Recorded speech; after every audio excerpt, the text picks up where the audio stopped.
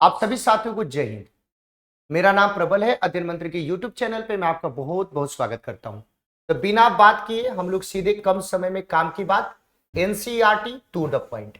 आज हम सब लोग अपने पढ़ेंगे क्लास 6 के चैप्टर नंबर 2। हम लोगों को क्या पढ़ना है भाई? तो हम लोगों को पढ़ना है डाइवर्सिटी एंड डिस्क्रिमिनेशन। हम लोगों को क्या पढ़ना है? Diversity and discrimination. Diversity and discrimination. आज हम लोगों का जो टॉपिक है, हम लोगों का टॉपिक है आपके विविधता और भेदभाव। हिंदी में भी बोलूंगा, इंग्लिश में भी बोलूंगा, तो आप लोग उसको लिख लेना। लैंग्वेज को लेकर के दिक्कत आपको नहीं होनी चाहिए, तो ध्यान से सुनना। ये जैसे ही आता है डाइवर्सिटी, विविधता, अच्छी बात है। ये डिस्क्रिमिनेशन, आप सब लोग इस बात को देखो, डिस्क्रिमिनेशन यानी भेदभाव। आप अगर मान लो कि आप अपने स्तर पे, हम अपने स्तर पे इस बात को सोचें कि हमें लोग इस तरीके से देखते हैं, हमारा लोग मजाक उड़ाते हैं, हमें लोग परेशान करते हैं, हमारे साथ भेदभाव करते हैं, तो आपको कैसा लगेगा? कैसा लगेगा? ये व्यक्तिगत तौर पे कैसा लगेगा, इस बात को समझना है कि अगर आप डिफरेंट है, यानी लोगों से आप अलग हैं, लोगों से आप अलग हैं और उसके कारण आपको टीच किया जाता है, उसके कारण आपको हंसी का पात्र बनाया जाता है। जैसे मान लीजिए कि कोई व्यक्ति है जो थोड़ा बोलने में हकलाता हो, कोई व्यक्ति है जो आपको ठीक से चल ना पाता हो, कोई व्यक्ति है थोड़ा सा उसके आकार में, रंग रूप में कोई डिफरेंसेज हो, और उसके आधार पे आप उसका मजाक उड़ाएं, आप उसको टीच करें, तो ये बात उसको कैसी लगेगी?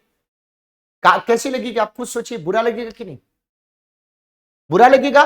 तो ये जो है कि आप उसको डिफरेंट मान करके आपने उसको टीच करना, परेशान करना। अब जैसे मान लीजिए कोई स्पेशल चाइल्ड है, बच्चा, स्पेशल चाइल्ड कोई बच्चा है, और वो उसके चलने का मजाक, उसके आगे बढ़ने का मजाक, उसकी गाड़ी चलाने का मजाक अगर आप उड़ाएंगे तो उसको बुरा लगेगा कि नहीं लगेगा? अब हम लोग जिस देश में रहते हैं, उस देश में हम बात करें तो उस देश में डाइवर्सिटी आपकी कूट कूट करके भरी हुई है। देखिए, विश्व में टोटल लगभग 8 रिलीजन है, और आठों के आठों आपकी रिलीजन, आठों के आठों धर्म के लोग भारत में पाए जाते हैं। हिंदू हो, मुस्लिम हो, सिख हो, ईसाई हो, बुद्ध हो, जैन हो, पारसी हो, कोई भी हो, आठों के आठों रिलीजन के आपके फॉलोअर्स यहां पे आपके पाए जाते हैं। डाइवर्सिटी है, अलग अलग आपकी ट्रेडिशन है, लोगों की अलग अलग तरीके की कल्चर है, अलग अलग तरीके की वेशभूषा, अलग अलग तरीके के पहनावे हैं, अलग अलग तरीके की खाने की व्यवस्था है। ये सब कुछ हमें क्या करता है? डाइवर्सिटी। लेकिन ये डाइवर्सिटी हमें क्या करता है? अलग अलग नहीं करता है, बल्कि एक दूसरे के चीजों का आदान प्रदान करके बहुत ही ज्यादा डेवलप बनाने की कोशिश करता है।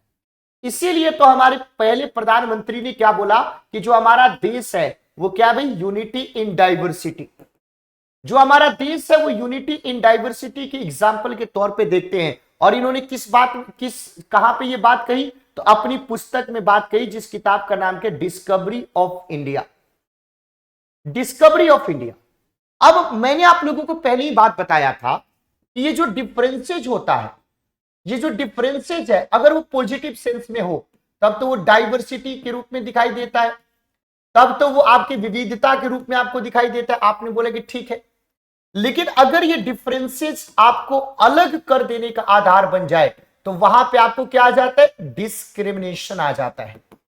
वहां पे क्या आ जाता है भाई? डिस्क्रिमिनेशन आ जाता है। वहां पे क्या दिखाई देता है भाई? डिस्क्रिमिनेशन आपको दिखाई देता है, वहां पे आपको भेदभाव दिखाई देता है। तो ये डिस्क्रिमिनेशन, जब डिफरेंसेस, यानी जो डिफरेंसेज है उसके आधार पे आपको मजाक बनाया जाने लगा, आपके ऊपर हंसा जाने लगा, आपको अलग थलग कर दिया गया, आपको बिल्कुल सेपरेट कर दिया गया, आपके बारे में हमने पूर्व धारणा बना ली, आपके बारे में हमने एक अपनी अंदर गहरी सोच स्थापित कर ली, तो वो डिस्क्रिमिनेशन आपके हो जाता है। यानी वहां से आपके क्या हो जाता है? इक्वालिटी खत्म हो जाती है, वहां से इनइक्वालिटी यानी गैर बराबरी आपकी शुरू हो जाता है, गैर बराबरी शुरू हो जाता है। आपने बोले कि चलो ठीक है सर। अब एक वर्ड है, हमने पहले अपने चैप्टर में एक वर्ड पढ़ा था, डाइवर्सिटी। डाइवर्सिटी के बाद डिस्क्रिमिनेशन को भी आप लोगों ने देखा भाई, भेदभाव। अब एक वर्ड में आप लोगों को बताता हूं, उसको बोलते हैं प्रीजुडिस। प्रीजुडिस जिसको बोलते हैं पूर्व धारणा। ये पूर्व धारणा का मतलब क्या होता है? जिसको बोलते हैं पूर्वाग्रह, यानी जब हम किसी के बारे में पहले से ही कोई राय बना लेते हैं। जैसे आदिवासियों के बारे में आपने राय बना लिया कि रंग बिरंगे मुकुट पहनते हैं, उछलते हैं, कूदते हैं, हाथ में आपके भाला बर्छी लेकर के आधा कपड़े पहनते हैं, तो ये पूर्वाग्रह है, ये प्रिजुडिस है। जरूरी नहीं कि सब कुछ वैसे ही होते हैं। आदिवासी समाज से आने वाले हेमंत सोरेन आपके झारखंड के मुख्यमंत्री भी तो बने हैं। इसका मतलब कि अगर हम ये कहें आदिवासी समाज से आने वाली हमारी जो हमारी राष्ट्रपति है, वो पहली आदिवासी राष्ट्रपति भी तो बनी है हमारी देश की। तो ये जो हमने बैठा लिया कि आदिवासी तो ऐसे ही होंगे, ये प्रिजुडिस, यानी जब हम किसी के बारे में पहले से ही कोई राय बना लेते हैं और उसे हम अपने दिमाग में बैठा लेते हैं, ये पूर्वाग्रह का रूप ले लेता है। और ज्यादातर ये राय जो होता है वो निगेटिव होता है, नकारात्मक होता है। जैसे लोगों को आलसी मान लेना, कंजूस मान लेना। अरे सबको आप एक सांचे में नहीं डाल सकते हो।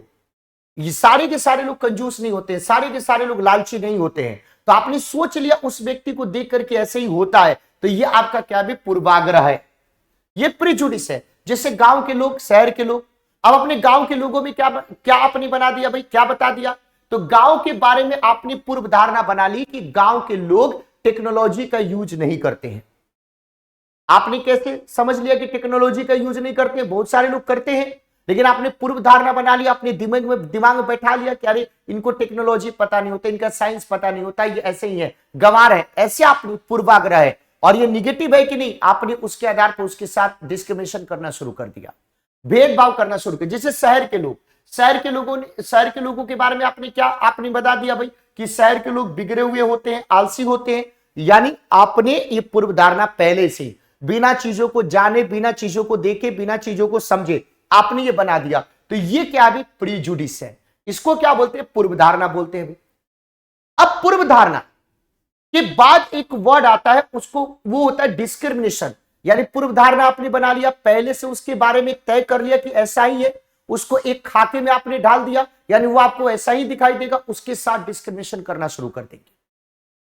अब यहां पे एक नया वर्ड आता है, उसको बोलते हैं रूढ़िबद्ध धारणा, जिसको बोलते हैं स्टीरियोटाइप।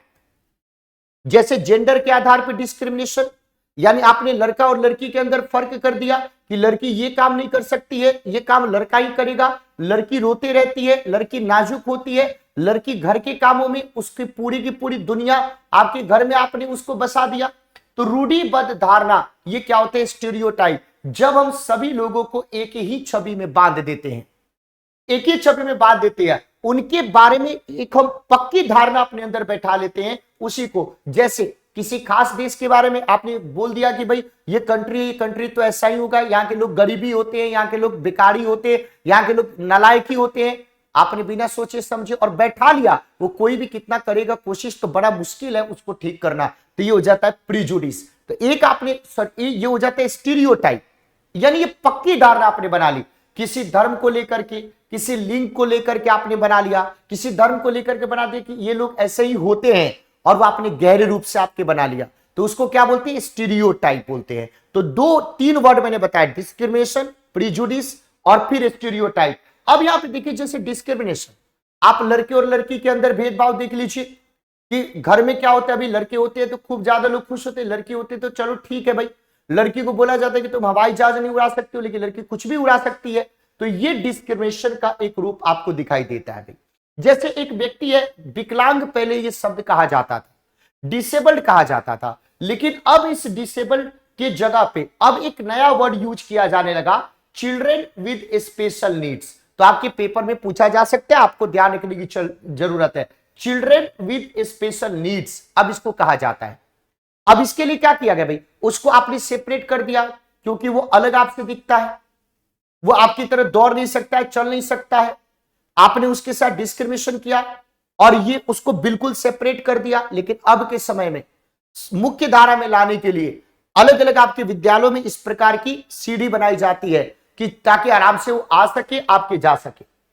अब जब हम इनइक्वालिटीज के बारे में जब हम बात करते हैं, जब हम इनइक्वालिटीज के बारे में बात करते हैं, असमानता के बारे में बात करें, तो आप लोग बाबा साहब अंबेडकर की एक कहानी बाबा साहब अंबेडकर अपने भाइयों के साथ महाराष्ट्र के कोरेगांव में अपने पिताजी के साथ मिलने जा रहे थे। जो आपके अछूत माने वाली जो जाति है महार, उससे ये बिलोंग करते थे, लेकिन इनके पिताजी अंग्रेजी सेना में काम करते थे। तो इनकी जो स्थिति है दूसरों की तुलना में थोड़ी सी ठीक थी। अपने भाइयों के साथ गए, स्टेशन पे गए तो अच्छे से पहने थे, अच्छे से बोल रहे थे। तो स्टेशन मास्टर को लगा कि ये उच्च जाति का बालक है, खूब ज्यादा उसको लाड प्यार और सारी बातों को समझा। बाद में स्टेशन मास्टर ने पूछा कि तुम कौन हो? तो बाबा साहब अंबेडकर छोटे थे उस समय, उन्होंने बोला कि हम महार हैं। जैसे ही ये बात सुना तो स्टेशन मास्टर वहां से चला गया। और शाम हो गए थे, ये दोनों छोटे छोटे अपने भाई के साथ ही छोटे बालक थे। और जैसे ही पूरे स्टेशन पे खबर फैल गई कि महार जाति के ये बालक है, तो कोई भी एक्स्ट्रा पैसा देने के बाद भी कोई भी उनको उनके पिता तक ले जाने के लिए तैयार नहीं था। बाबा साहब अम्बेडकर अपनी बातों को ये कहते हैं कि उस समय हमको ये तय हुआ, समझ में आया कि हमारी जाति के कारण हमारे साथ इतना भेदभाव होता है। तो उन जो अछूत जो शब्द था, जो अनटचेबल जो वर्ड था, उसके जगह पे अब दलित शब्द को प्रीफर किया जाने लगा। ये कौन से लोग होते हैं जिनको अलग अलग समय में सताया गया है, दबाया गया है, परेशान किया गया है, उनको पीछे रखा गया है। और किसके कारण? प्रिजुडिस के कारण। किसके कारण? डिस्क्रिमिनेशन के कारण। अब ये चीज आप लोगों को ध्यान रखने की जरूरत है। बाबा साहब अंबेडकर ने इस आपकी समानता के लिए काफी संघर्ष किया। वो पहले व्यक्ति थे जो अपनी जाति में पढ़े लिखे थे, अपने समाज में पढ़े लिखे थे। उन्होंने लोगों को पढ़ाई लिखाई करने के लिए आपके प्रोत्साहित किया।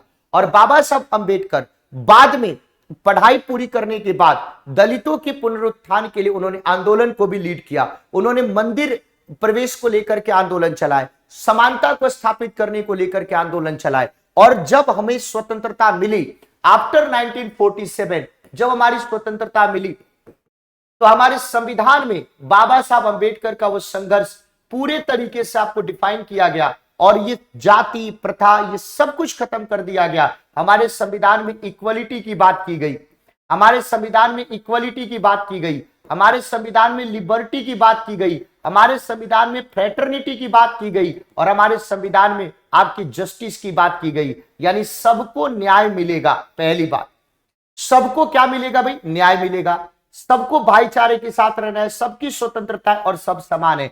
कोई भी आपकी गैर बराबरी नहीं आपके रहेगा। ये पूरी की पूरी बात तो बाबा साहब अंबेडकर के संघर्ष और ये हमारे संविधान के जो आपके प्रियम्बल है, प्रस्तावना से लेकर के संविधान के मौलिक अधिकार से लेकर के अलग अलग आपके जगह पे ये सारी बातें करी गई है, जहां पे इस प्रकार के डिस्क्रिमिनेशन को, इस प्रकार के भेदभाव को, चाहे किसी भी आधार पे, उसको खत्म किया जाता है। लेकिन स्टेरियोटाइप और प्रीजुडिस आपको अपने आप ही ठीक करना पड़ेगा। आप समझ गए? ये पूरा का पूरा चैप्टर था जिसमें हमें पूर्वाग्रह को समझना था, रूढ़िबद्ध धारणा को समझना था, समानता को समझना था, असमानता को समझना था, बाबा साहब अंबेडकर और संविधान की बातों को आपको समझना था भाई। अभी क्वेश्चन देखिए, बोले कि आदिवासियों को रंग बिरंगे कपड़े पहने, सिर पर मुकुट लगाए, नाचते गाते हुए एक रूढ़िबद्ध धारणा में प्रदर्शित करने का परिणाम स्वरूप क्या दिखाई देता है? आपने स्टीरियोटाइप, यानी पहले मैंने क्या बोले कि आपने दिमाग में बैठा लिया, और वो भी पूरे परमानेंट आपने बैठा लिया, पूरे परमानेंट आपने बैठा लिया कि भाई आदिवासी हैं तो ऐसे ही होंगे। तो इसके कारण अगर आपने स्टीरियोटाइप से बैठा लिया, आपने ये चीज बैठा लिया, तो इससे क्या होगा? इसके चलते संसार का ध्यान गरीब आदिवासियों की समस्याओं को आकर्षित होगा नहीं। इस प्रकार के समूहों के प्रति क्या होगा भाई? भेदभाव आपको किया जाएगा।